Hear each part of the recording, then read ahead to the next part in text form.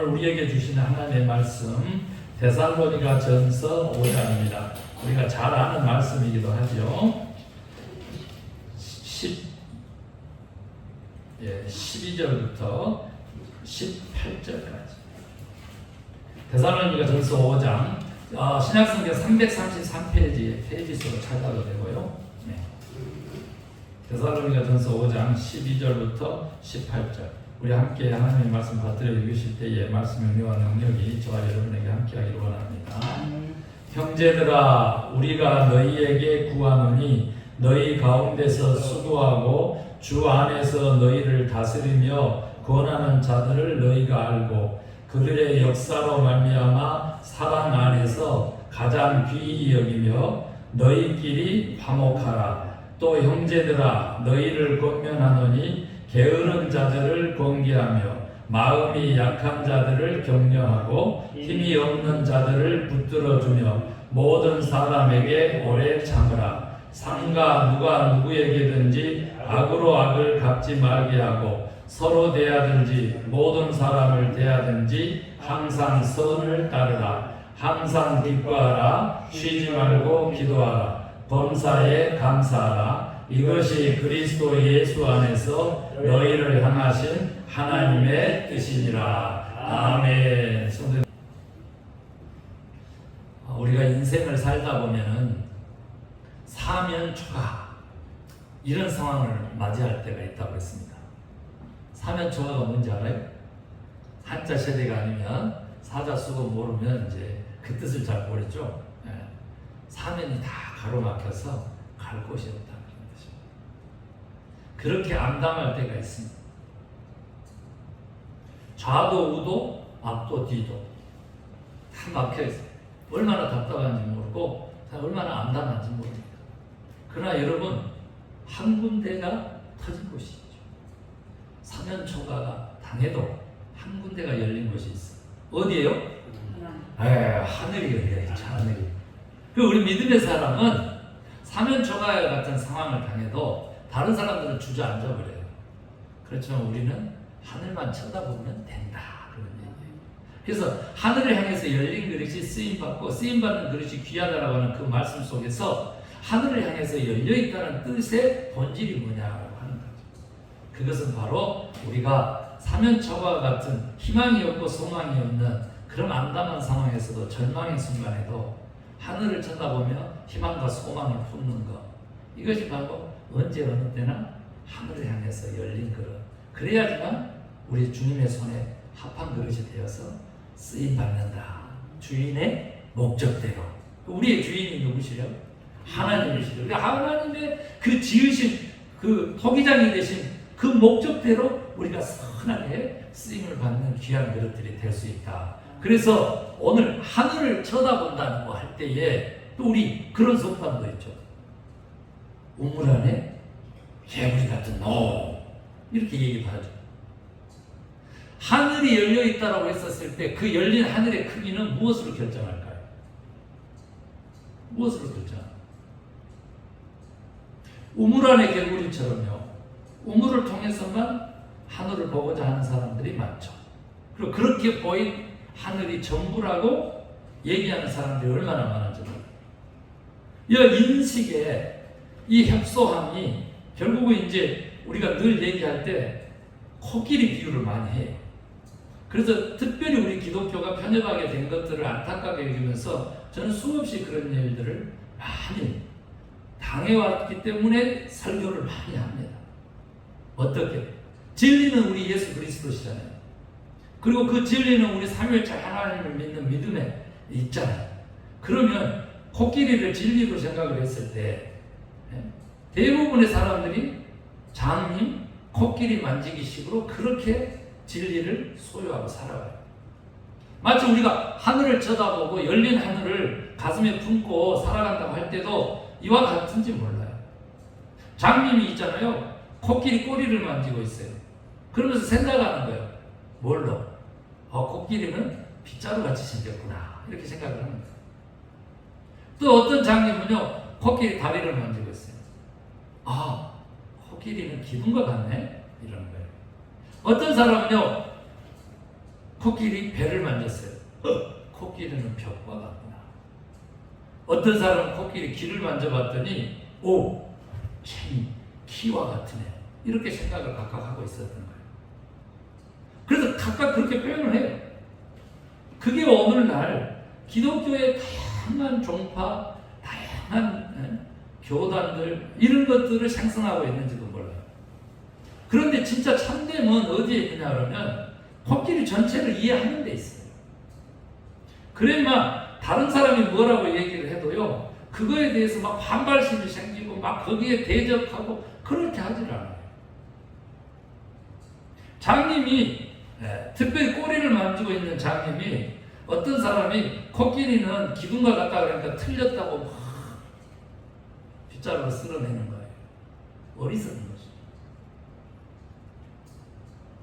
우리의 생각하고 마음요, 우리가 가지고 있는 어떤 삶의 어떤 방향과 가치, 이런 것들이 바로 하늘의 크기를 결정한다고 볼 수 있죠. 그릇으로 비유해보면요, 밴댕이 소가지처럼요, 술병처럼요, 우리 아시죠? 옛날에 무술, 뭐 그 하던 사람들 그 허리병 같은 술병 말이죠. 그리고 실제로 지금도 술병은 다 어떻게 해요? 대부분 다 입구가 좁죠. 왜 그럴까요?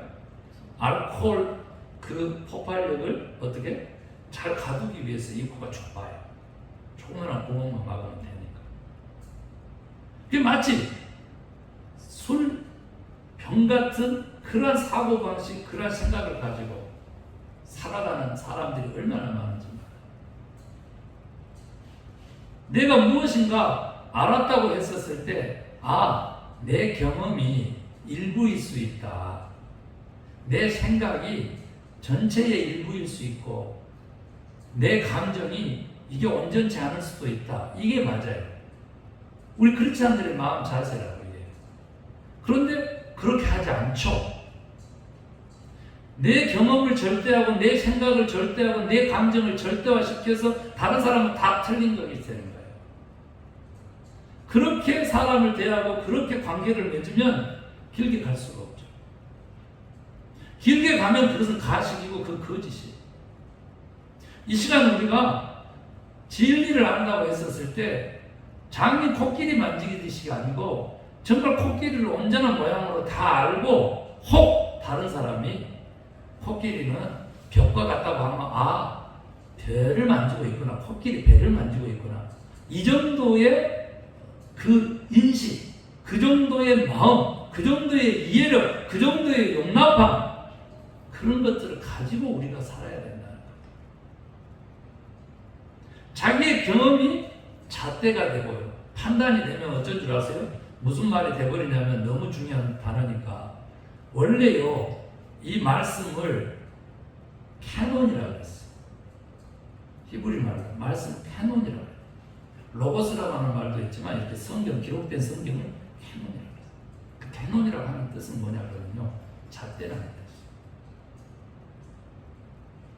내가요, 자기의 경험을 기준으로 삼아버리고 절대화시키면서 자로 삼아버리면요, 뭐요? 말씀이신 하나님 자리에 사는 거예요. 너무 중요하죠? 영적으로 이미 교만해졌다는 거예요. 제가 오늘 그릇이 가지고 있는 그 하늘을 향해서 열림이라고 하는 뜻은 무엇으로 그것이 결정이 날까라고 했었을 때, 여러분, 큰 그릇은요, 바닥 자체가 밑바닥이 큽니다. 밑바닥이 작은데 입을 크게 벌린다고 벌려봐요. 그렇게 했었을 때 얼마나 불안한지 몰라요. 제가 이제 일식집에 가니까 그 회덮밥을 그렇게 많이 해요. 밑은 이렇게 좁은데 이게 넓어요. 비빌 때 넘어져요. 손으로 안 잡고 비비면.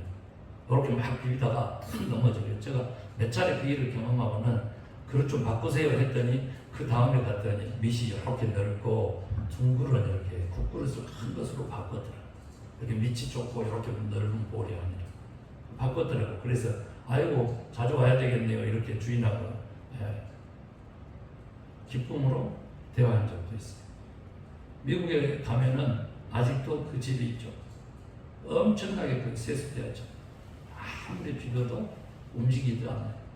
그래서 회덮밥을 많이 파는 일식집이 된 거예요. 간단하죠? 사람이 된 셈이죠.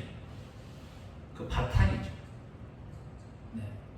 그 바탕이 무엇으로 어떻게 되느냐에 따라서 그릇이 결정나고, 그리고 크기가 결정나고, 또 담을 양도 결정나는 것입니다. 그래서 저는 소망하기를 우리 자녀들의 교회 성도님들이 좀 바탕이 좀 이렇게 평평하면 좋겠다라고 하는 거죠. 그런 차원에서 이렇게 보면, 그릇의 그 본바탕 무엇으로 되어 있느냐라고 했었을 때 바닥이잖아요. 바닥이 결정난다 그랬잖아요. 그것이 의미하는 바는 뭐냐 그랬더니 우리에게 꼭 필요한 겸손이라. 여러분, 겸손이라고 하는 것은요, 관계적일 때는 남을 나보다 조금 더 생각해줘. 나보다 남을 조금 더 배려하면 그것을 일컬어서 뭐라고 그래? 사랑이다. 하나님의 본질, 본체시기도 하고 속성이시기도 하고 예수 그리스도가 주신 유일한 계명이기도 해요. 뭘? 남을 배려하는 것이. 남에 대한 배려가 없는 사람들이 얼마나 많은지 몰라요. 저는 이런 일들을 많이 겪었어요. 이제 막 만났어요. 너무 좋았어요. 그래서 둘이 같이 식사하러 막 길을 가는 거예요. 그런데 제가 자꾸 그 사람을 이렇게 터치하게 돼요. 왜요? 저쪽에서 상대방들이 많이 오잖아요. 그러면 이렇게 살짝 피해서 걸어가줘도 돼요. 그런데 부딪히면 부딪혀라 하고 막무가내로 가는 거예요. 제가 얼마 전에 택시를 타고 버스를 타려고 버스 타는까지 택시를 타고 간 적이 있어요. 집 앞으로 불러가지고요. 그래 갔는데 내려가는 골목에서 교회 앞에서 차로 딱 꺾었어요. 그 꺾으려고 할 때 할아버지 한 분이 걸어가신 거예요. 네. 그런데 큰 길가로 빠져나갈 때까지 뒤에서 택시 기사가 그 걸음걸이하고 똑같이 가야만 됐어요. 그래가지고 빵 할까요? 내가 물어봤어요. 그랬더니 택시 기사가 그러면 화를 낼 것 같아요. 그러더라고요. 아이, 그러면 천천히 가십시오. 그래서 다 벗어나서 그분이 다 큰 길로 다시 빠져나갈 때 우리는 그 길을 빠져나와서 방향을 바꾸게 되었어요. 그런데 제가 나중에 깨달았어요. 귀가 잘 들리지 못해가지고 보청기를 끼셨는데 보청기가 또 좋은 게 아니어가지고 듣는데 고생했다 아버님 생각이 나는 거예요. 아, 요즘 전기차들이 조용해서 못 듣는 경우도 있겠지만 무엇보다도 저분이 귀가 좋지 않을 수도 있겠다. 그래서 기사님한테 얘기했어요. 아, 귀가 좀 안 들릴 수도 있었을 것 같아요. 아니면 차가 좋나? 그러면서 넘어갔어요. 그런데 뒤를 따라갈 때는 어떤 생각이 들었냐? 아, 전혀 주변을 신경 쓰지 않는다. 마치 사개월을 꽁당위에 올려보냈던 미리 와서 키 큰 사람들처럼 그렇게 생활하는 사람이다. 이렇게 생각했어요. 조금 더 생각하니까 그런 배려심이 생기죠. 그분의 배려심을 탓하면서 나중에는 조금만 지나니까 그분에 대한 이해, 오히려 그분을 배려하는 마음이 생겨요. 그래서 그 택시기사가 너무 고마웠고 대견하더라고요. 그래서 제가 생각해 보는 거예요. 우리 교회 장로님도 택시기사를 하셨다는데 어떻게 하셨을까? 그렇게 생각을 해본 거죠. 엊그제도 차 타고 다니면서 좀 답답하면 어떻게 했는데 앞으로는 이렇게 해야 되겠다 이렇게 하신 말씀을 들었기 때문에 우리는 훈련이 안 되잖아요. 그러면 옛 습관이 나와요. 의식하지 않잖아요. 그러면 본질이 드러나버려요. 그러니까 끊임없이 의식하면서 끊임없이 자기를 채찍질하면서 훈련이라고 생각하고 연습하면서 사는 거예요. 저 묘비명에 뭐라고 써주면 좋겠다고? 하나님의 뜻을 좇으려 노력했던 한 사람 여기 잠들다. 뜻을 좇으려 노력했다. 그것이 저 묘비명의 새겨질 글씨입니다. 다 됐다는 것이 아니죠. 바울도 그런 얘기를 했어요. 다 이루었다는 것이 아니에요. 그렇지만 하나님이 인정하시면 뭐가? 면류관이 예비되어 있다. 나의 길을 다 가면. 그거죠. 그래서 다시 한번 제가 이 그릇의 그 본바탕, 그것이 상징하는 것은 뭐냐? 그 하늘의 가치는 도대체 오늘 제목이 하늘의 가치를 담는 건데 하늘의 가치는 뭘까? 라고 하는 거예요. 그래 봤더니 사실은 하나님의 뜻이야. 하늘의 가치라고 하는 것은 하나님의 뜻을 말하는 거예요. 그래서 하나님의 뜻에 대해서 성경에서 쭉 살펴보니까 좋은 구절들이 많아요. 그런데 첫 번째 하나님의 뜻하고 가장 먼저 창세기에서부터 언급하고 있는 것이 하나가 있는데 그것은 바로 선택이라고 합니다. 인간을 만들 때 하나님 형상대로 만드는데 로봇처럼 만들지 않았다는 거죠. 왜? 그분 자체가 자유선택 의지를 가진 창의적인 하나님이시기 때문에 로봇처럼 만들지 않았어요. 기계처럼 만들지 않았어요. 공식처럼 만들지 않았어요. 그렇게 되면 어떤 일이 벌어지냐 그러면 우리에게 선택의 결정권을 부여해 주는 것이 돼요. 그래서 인생은 뭐라고? 선택이다라고 하는 말이 있어요. 성공도 선택으로 좌우되는 거예요. 그래서 하나님의 뜻대로 선택하며 살 수 있다면 이것이 바로 하늘의 가치를 담고 사는 귀한 그릇이 되는 비결이겠구나 이걸 발견합니다. 그래서 저는 누누이 얘기했죠. 한 번 더 얘기할 거예요. 이 부분만 잘라서 1분짜리 짤로 해도 좋겠는데 하나님의 뜻을 분별하는 세 가지 기준이 성경 66권을 통해서 우리에게 알려진 거 첫 번째가 뭐냐 그랬더니 바로 진리의 기준이랍니다.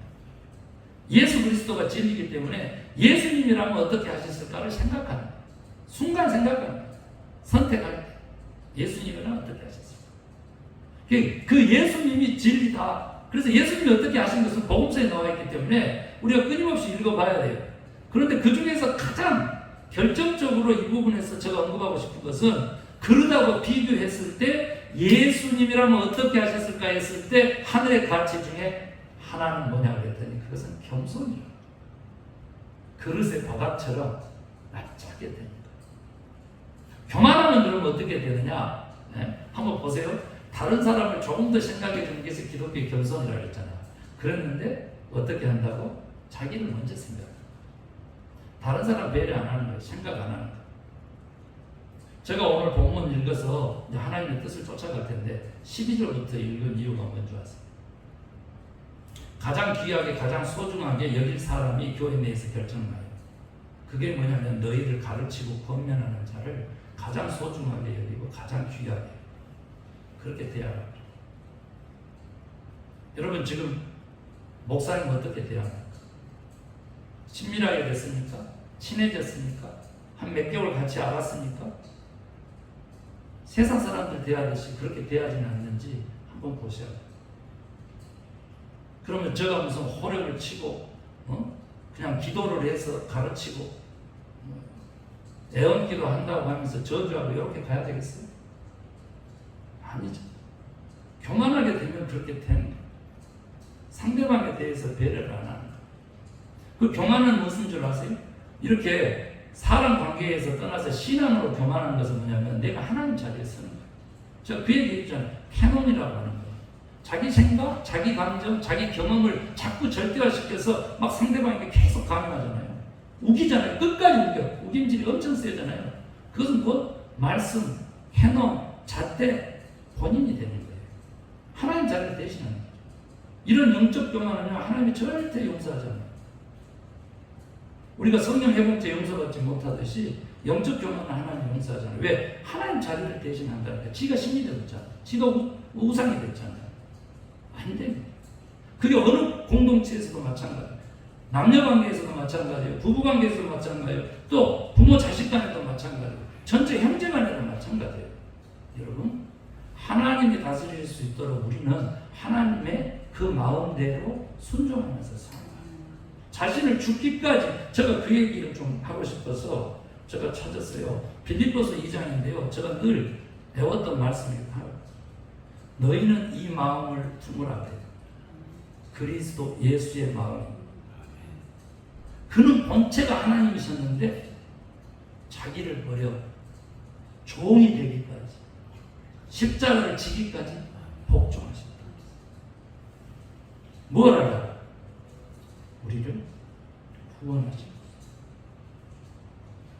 그 말씀을 제가 한 번 더 좀 말씀 그대로 읽어드리면 이렇게 돼요. 너희 안에 이 마음을 품으라. 곧 그리스도 예수의 마음이.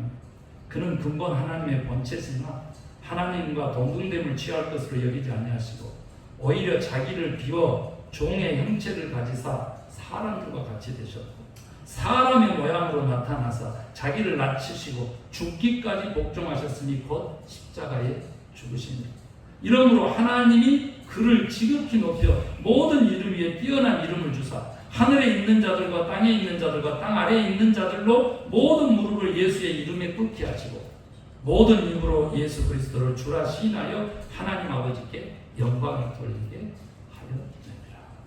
하셨느니라. 겸손요 낮아지며 우리에게 절대적으로 필요한 가치다. 무슨 가치야? 하늘의 가치. 여러분 하늘의 가치가 하나님의 뜻이라고 했었을 때 두 번째 기준은 뭐냐라고 하면은 그것은 바로 생명론적 기준입니다. 살리는 것이냐 죽이는 것이냐. 인간의 관계에서도 똑같거든요. 우리가 말 한마디로 관계를 죽이기도 하고 살리기도 한다는 것이죠. 또 말에 온전한 자면 모든 것이 온전한 자는 성경이 가르치는 거 있잖아요.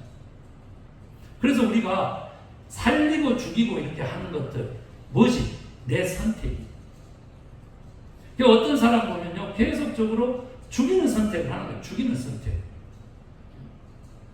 실질적으로 그렇게 해요. 그런데 우리 하나님은 살리시는 분이시다. 생명의 하나님이시다. 그래서 우리도 하나님의 뜻대로 살아가려면 어떻게? 살리는 쪽에 선택을 계속 반복적으로 하면 생명의 사람이 될 수 있다. 세 번째로 뭐냐면요 공동체적 기준이에요. 나 말고 다른 사람도 유익하게 하는 것이냐 라고 하는 것이 너무 중요해요. 나 말고 다른 사람도. 그렇게 되면 다른 사람을 위하는 것이 곧 나를 위하는 것이 되는 하늘나라의 비밀을 깨닫게 돼요.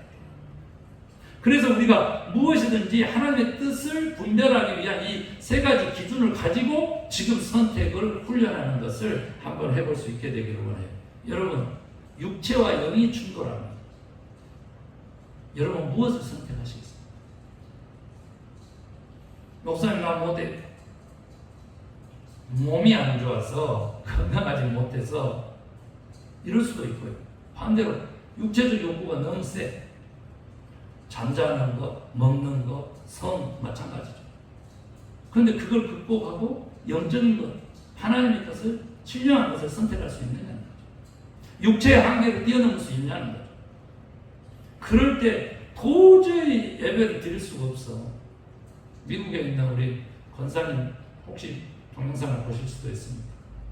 최순초 권사님 코로나 이후에 만난 권사님이었어요. 그런데 역시라고 하는 그런 그 고백을 할 수밖에 없을 정도로 귀한 권사님이었어요. 집안 전체가 목회자 집안이어가지고 훈련을 엄청 많이 받았어요. 그래서 병원에 가셔서요 거의 쓰러질 지경이에요. 몸을 일으키기가 어려워요. 특히 치아라든지 모든 것이 다 고장났어요. 그런데 약을 먹고 주일 예배를 참석했어요. 식은땀을 줄줄 흘리시면서 참석하시고 그리고 가시는 거예요. 식사도 못 하시고 가시는 거예요.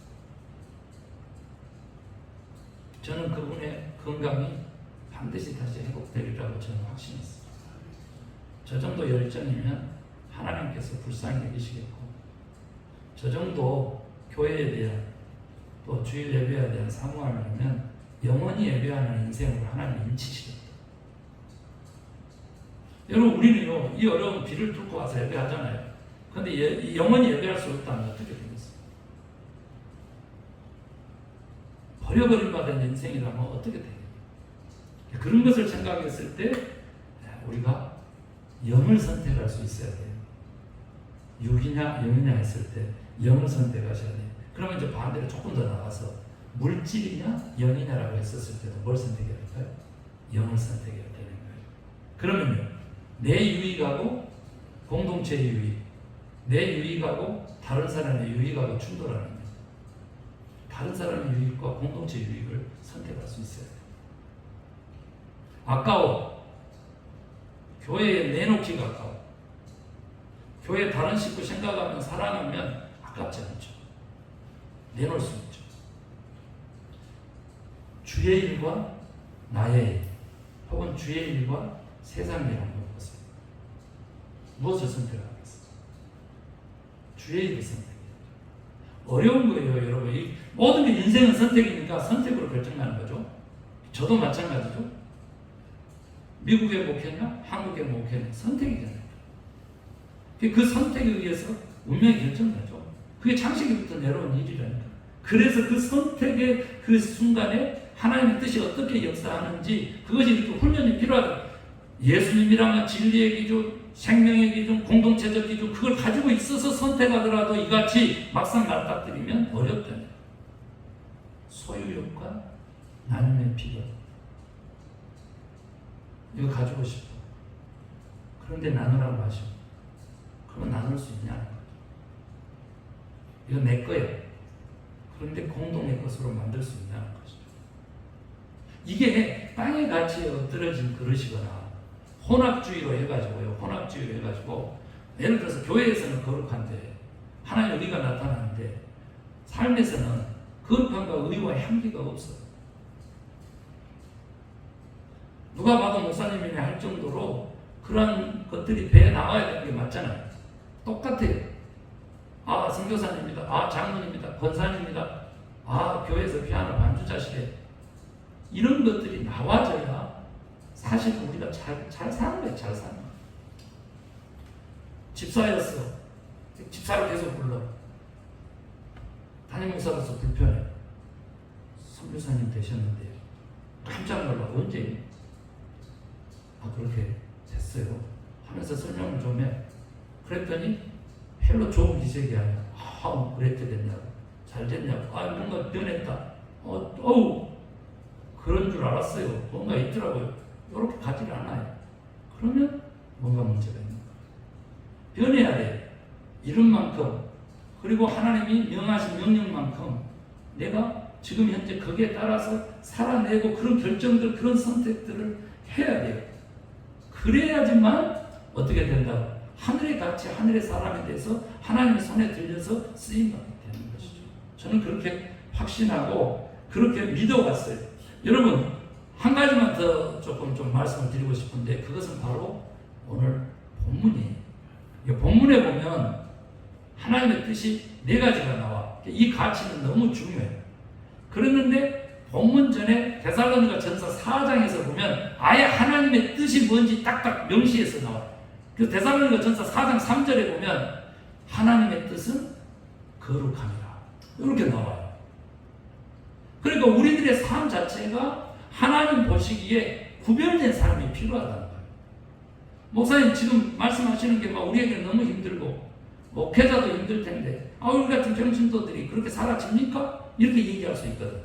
그런데 그런 것들 훈련을 통해 가지고 다는 아닐지라도 그래도 온전함으로 가는 과정을 우리가 겪을 수 있는 거거든요.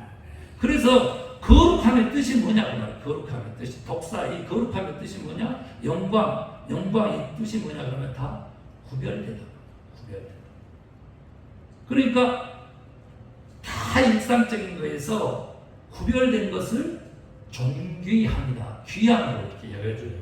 그러니까 거룩, 하나님의 뜻, 하늘의 가치, 구별된 그리고 귀함 이게 같은 거예요.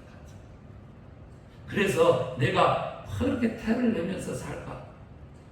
예수님 진리라고 하면 첫 번째 요소가 보편 타당성이라면서 이렇게 얘기하는 사람들이 많아요.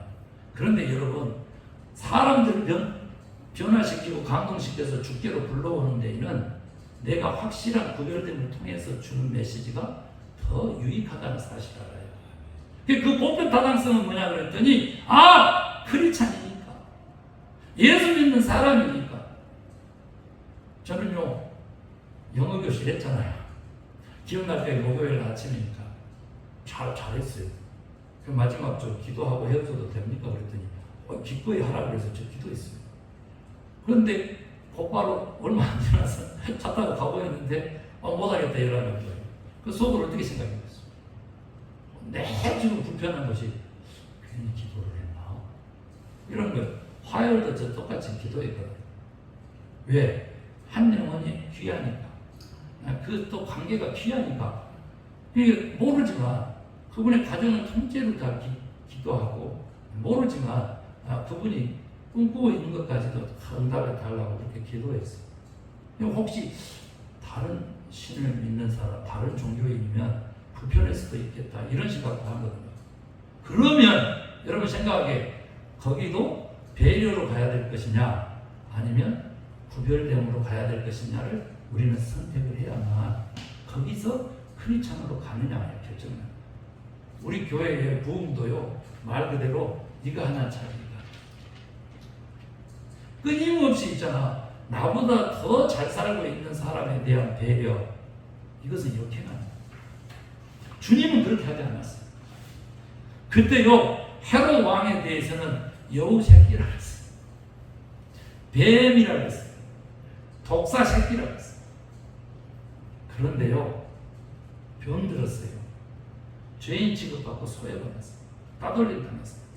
왕따 당하고 있어요. 그런 사람은요 내 친구.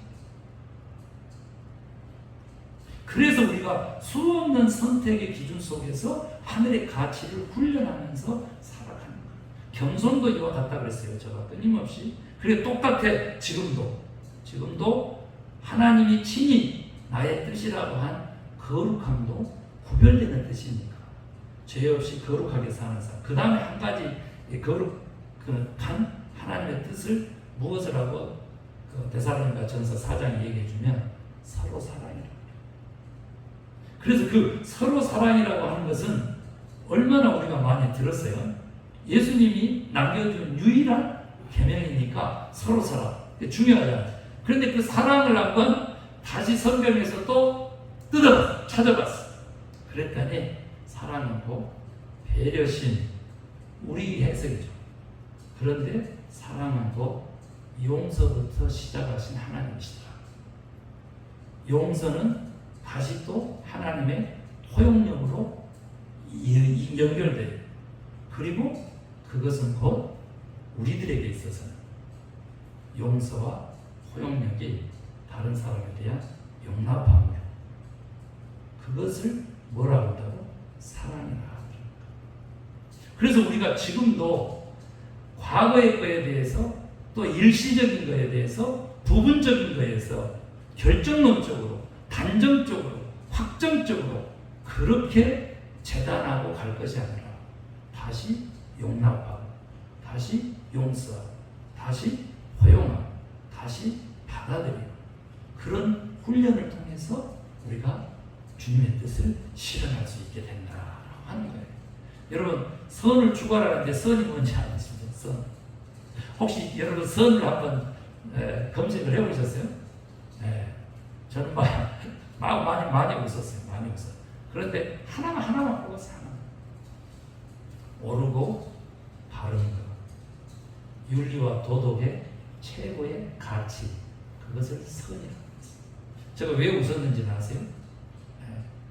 선 그랬더니 다 이웃 동네에서 하는 참선 있잖아요. 참선. 아시죠? 모르는 거든지 머리 탁 깎고 있잖아요. 가부좌 들고 앉아가지고 이렇게 명상하면서 선한다. 선. 그래서 그 선이 아닌 거예요. 그 선이 아니고 최고의 가치. 그것을 선이라고 하다. 오늘 본문에 나와 있는 거예요. 누구든지 악을 악으로 갚지 마라 그래요. 모든 사람을 대든지 모든 일을 행하든지 선. 그렇게 그래서 이 얘기를요 똑같이 로마서 12장 17절에도 똑같이 악을 악으로 갚지 말고 모든 사람을 대할 때 선을 구하라 이렇게. 그래서 선도 하나님의 뜻이고 그 다음에 이제 나와요. 항상 뭐라고? 기뻐하라. 기쁨이죠. 그 다음에 쉬지 말고 기도하라. 그 다음에 범사에 감사하라. 이는 예수 그리스도 안에서 너희를 향한 누구의 뜻이라고? 하나님의 뜻입니다. 이렇게 나와요. 그래서 여러분 하늘의 가치는 하나님의 뜻이라는 거예요. 그래서 우리가 부족함이 있고 또 우리가 결정적인 판단하는 습성이 있어도 그것을 절대성으로 부여하면 안 된다라고 하는 거예요. 그리고 나의 생각, 절대성 부여하면 안 돼. 나의 경험도 절대성 부여하면 안 돼. 그리고 나의 감정도 절대성 부여하면 안 돼. 그러나 오직 절대성을 우리가 드려야 될 것은 하나님이시고 하늘의 가치, 하나님의 뜻이다. 그분의 뜻은 거룩함과 서로 사랑과 선을 추구하는 것과 우리가 생활상에서 기뻐하고 감사하고 그래서 끊임없이 기도하는 것, 이것이 바로 하나님의 뜻이라고 하는 것입니다. 그래서 하늘의 가치가 하나님의 뜻이니까 이걸 담고 하늘을 향해서 넓게 열려있는 귀한 그릇 되시기를 주의 이름으로 축원합니다. 기도하겠습니다. 하나님 감사합니다. 오늘 귀한 그릇되기 7번째로 하늘의 가치를 담는 그릇을 우리가 들었습니다. 우리 자신이 하늘의 가치, 즉 하나님의 뜻을 담는 귀한 그릇되기 되기를 소망합니다. 그 하나님의 뜻을 분별하는 3가지 기준을 예수님이라면 어떻게 하셨을까? 진리의 기준. 나도 살리고 다른 사람도 살리는 것이냐 아니면 죽이는 것이냐 했을 때 생명론적 기준. 나 말고 다른 사람도 유익한 것이냐, 나를 위할 뿐만 아니라 다른 사람도 유의할 수 있느냐, 공동체적 기준. 이 기준을 가지고 날마다 선택의 훈련을 하며 사는 저희들 되게 하여 주시되 하나님의 뜻을 선택하는 자들 되게 하여 주시옵소서. 그래서 귀한 그릇으로 가게 하여 주시옵소서. 물질과 영이, 육체와 영이 충돌하면 영을 선택하게 도와주시고 내 유익과 남의 유익이 충돌하면 공공의 유익, 남의 유익을 선택하게 도와주시며 나의 일과 세상의 일과 주의 일이 충돌하면 주의 일을 먼저 선택하게 도와주시고 소유욕과 나눔의 필요가 충돌, 나눔의 필요를 선택하는 자들 되게 하여 주셔서 선한 그리스도인들로 살게 하여 주시옵소서. 그래서 그 선을 추구하는 일이 기쁨이 되게 하여 주시고 모든 것을 감사하는 자들 되게 하여 주시고 또 부족한 것들을 위해서 기도하는 자들, 겸손한 자들로 삼아 주시옵소서. 하나님의 자리에 다시는 서지 아니하고 겸손하게 나보다 남을 더 생각하고 배려하는 참된 귀한 하나님의 자녀들 되게 하여 주시옵소서. 믿고 감사하며 예수 그리스도의 이름으로 기도 올리옵나이다. 아멘. 우리 결단의